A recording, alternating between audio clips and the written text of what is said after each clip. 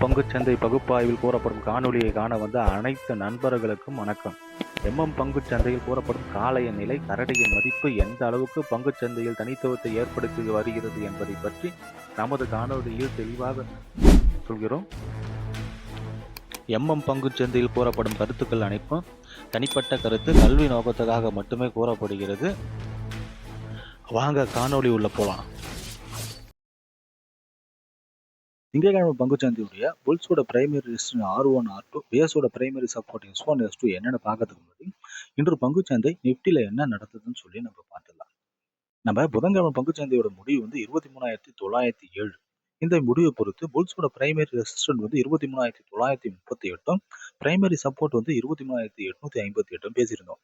இன்று பங்குச்சந்தையோட துவக்கம் வந்து 23,902. இது ஒரு நியூட்ரல் ஜோன்ல தான் பங்குச்சந்தை துவக்கப்பட்டது. துவக்கம் கிடைச்ச உடனே காலையில் வந்து பிரைமரி ரெசிஸ்டன்ஸ் வந்து R1 என்ற நிலையை அடைகிறாங்க.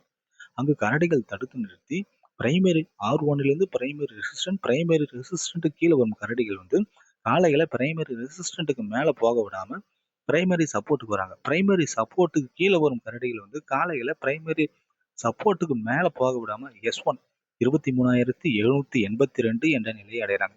S1க்கு கீழ் வரும் கரடிகள் வந்து காலையில S1க்கு மேல அனுப்பாம கரடியோட இலக்கு 23,708 என்ற நிலையை அடைகிறாங்க.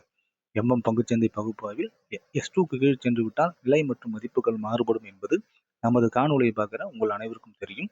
இன்று பங்குச்சந்தையோட முடிவு வந்து 23,547.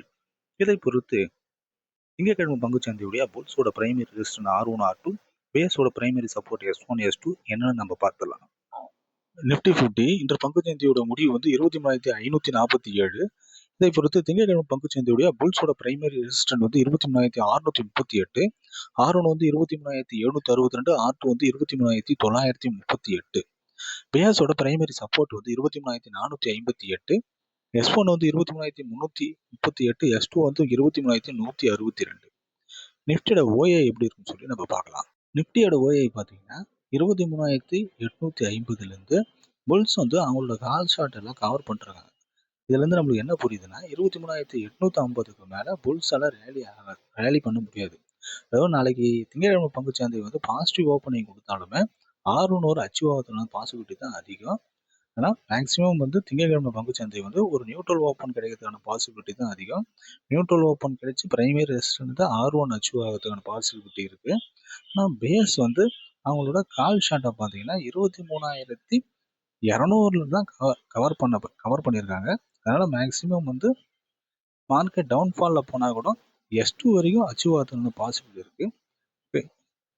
பங்குச்சந்தை பகுப்பாய்வு கூறப்படும் கருத்துக்கள், நிலை மதிப்புகள் உங்களுக்கு பிடித்திருந்தால் லைக், ஷேர், சப்ஸ்கிரைப் பண்ணுங்க. உங்கள் கருத்துக்களை கமெண்ட் பாக்ஸில் தெரிவிக்கும். நன்றி.